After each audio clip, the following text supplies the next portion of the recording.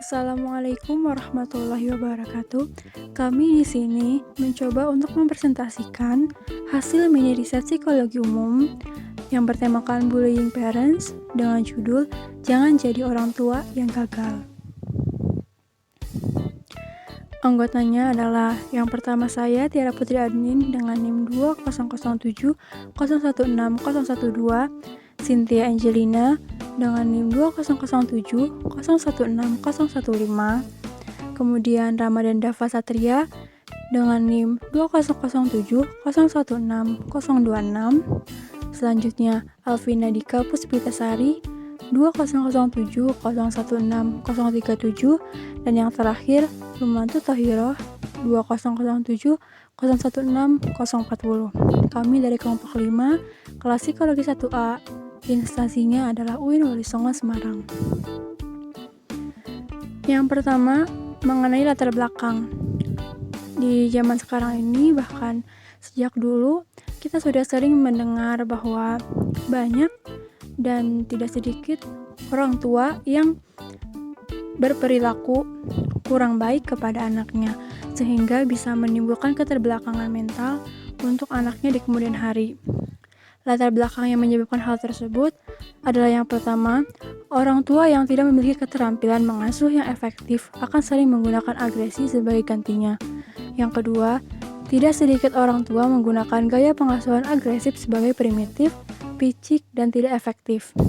Kenyataannya, hal tersebut tidak bagus dalam pengembangan anak menjadi kuat, mandiri, dan penuh kasih sayang. Yang ketiga, orang tua memiliki keterbatasan ilmu parenting sehingga cenderung menganggap apa yang dilakukannya selalu menjadi hal yang terbaik untuk anaknya. Yang terakhir, tidak sedikit orang tua yang menghukum anaknya untuk berperilaku baik, padahal hukuman yang berlebihan atau aturan yang tidak efektif berakhir dengan perebutan kekuasaan. Kajian teori. Bullying merupakan suatu kata serapan dari bahasa Inggris. Istilah bullying merupakan banyak dikenal masyarakat karena belum ada penadaan kata yang tepat dalam bahasa Indonesia. Always 1993 dalam Amnesty 2009 menerapkan contoh tindakan negatif yang termasuk dalam bullying, antara lain yang pertama, mengatakan hal yang tidak menyenangkan atau memanggil seorang dengan julukan yang sangat buruk. Yang kedua, mengabaikan atau mengecilkan seseorang dari suatu kelompok karena suatu tujuan. Yang ketiga, memukul, menendang, menjenggal, atau menyakiti orang lain secara fisik. Lalu yang keempat, mengatakan kebohongan atau rumor yang keliru mengenai seseorang atau membuat siswa lain tidak menyukai seseorang dari hal-hal semacamnya. Metode penelitian. Metode yang digunakan dalam penelitian ini adalah kami mengadakan survei melalui sebuah website Google, formulir mengenai bullying parents dengan memberikan 13 pertanyaan yang berkaitan dengan tema bullying parents.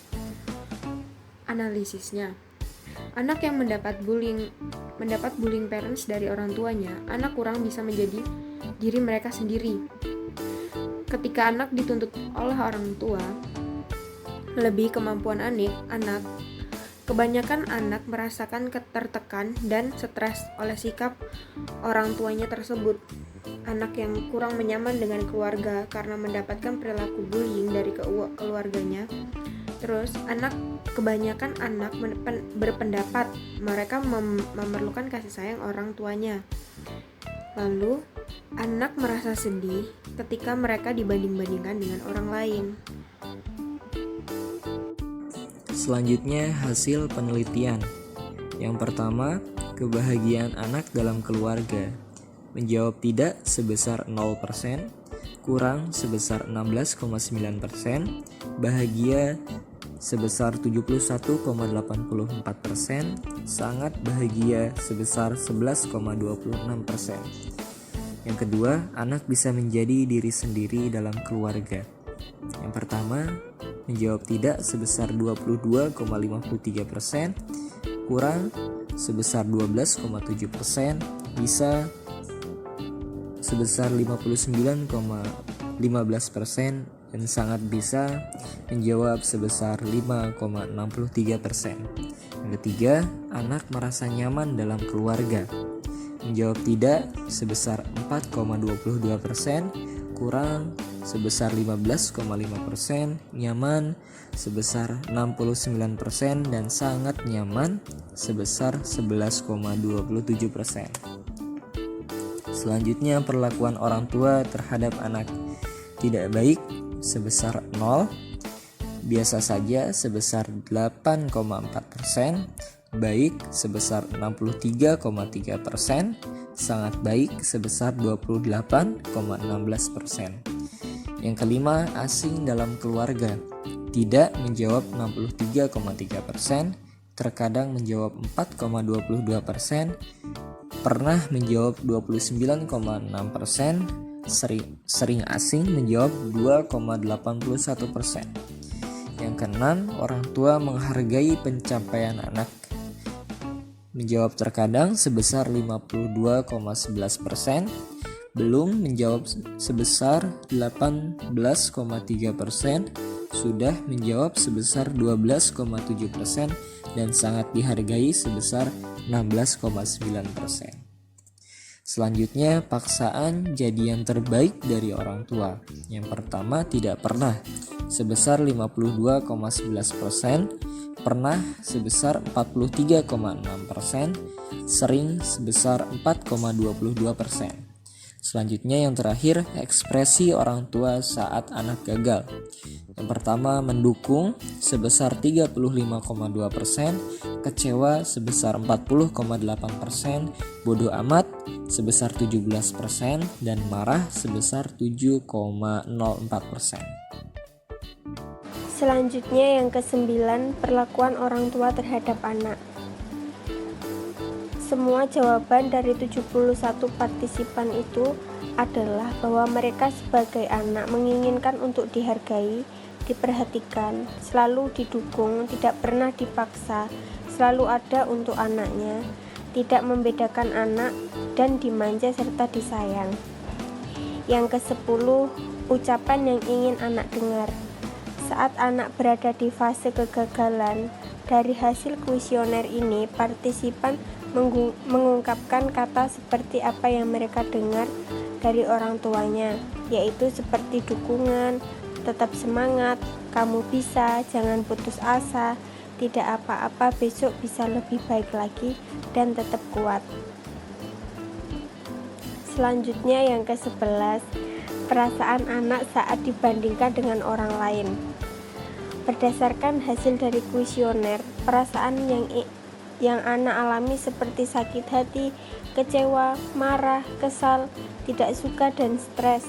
Namun, ada 12,67% anak bisa merasa biasa aja, dan hanya ada 5,63% anak yang tidak pernah dibandingkan.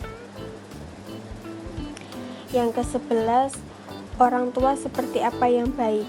Survei menyatakan bahwa orang tua yang baik bagi mereka adalah yang dapat memahami, mengerti, memberi dukungan, membimbing anak, menasihati, mendengarkan pendapat dan pilihan anak, penuh kasih sayang, menerima kekurangan anak, menghargai perjuangan anak, terbuka untuk anak, dan tidak mengekang. Yang 13,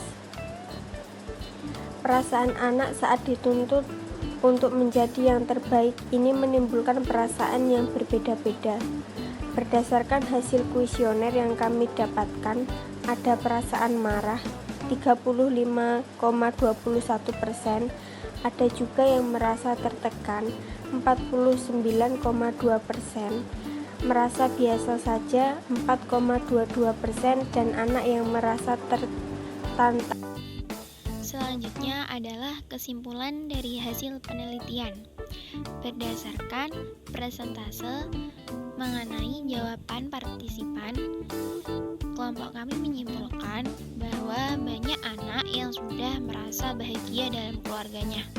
50% dari mereka sudah bisa menjadi diri sendiri dalam keluarganya. 50% lebih dari mereka sudah merasa nyaman dalam keluarganya, tidak asing dalam keluarganya, dan tidak pernah dipaksakan. Serta kebanyakan orang tua dari mereka sudah memperlakukan mereka dengan baik. Namun, ada beberapa dari mereka yang merasa tidak nyaman, asing, tidak bisa menjadi diri sendiri, dipaksa sesuai keinginan orang tuanya, kurang dihargai, dan ada beberapa orang tua yang bahkan marah jika anak gagal. Dalam penilaian kelompok kami, terjadinya bullying parents dalam penelitian ini sekitar 30% dari 100% anak mengalami bullying. Kesimpulan, bullying adalah perilaku yang disengaja dan menyebabkan orang lain terganggu, baik melalui kekerasan verbal, serangan fisik, maupun pemaksaan dengan cara-cara halus seperti manipulasi. Banyak sekali faktor yang mempengaruhi perilaku bullying, seperti hubungan keluarga yang menoleransi kekerasan, bullying teman sebaya yang memberi pengaruh negatif, atau pengaruh media yang meniru tokoh-tokoh dalam adegan film atau cuplikan kekerasan dan lain-lain. Bullying memiliki banyak bentuk, seperti yang secara verbal, fisik, elektronik, dan rasional. Semua macam bentuk bullying tersebut tidak hanya ditemukan dalam satu tempat, melainkan tempat-tempat umum lainnya. Di sini perlu pengetahuan serta bimbingan orang tua mengenai pola asuh anak yang baik dengan tidak melahirkan perilaku bullying terhadap anak. Anak ingin didengar, anak tidak ingin selalu dituntut. Anak ingin menjadi dirinya sendiri. Itulah yang harus orang tua perhatikan dalam pola pengasuhan terhadap anak. Hasil penelitian melalui survei dari 70 partisipan membuktikan bahwa 50% di antaranya sudah bisa menjadi diri sendiri dan nyaman dalam keluarga.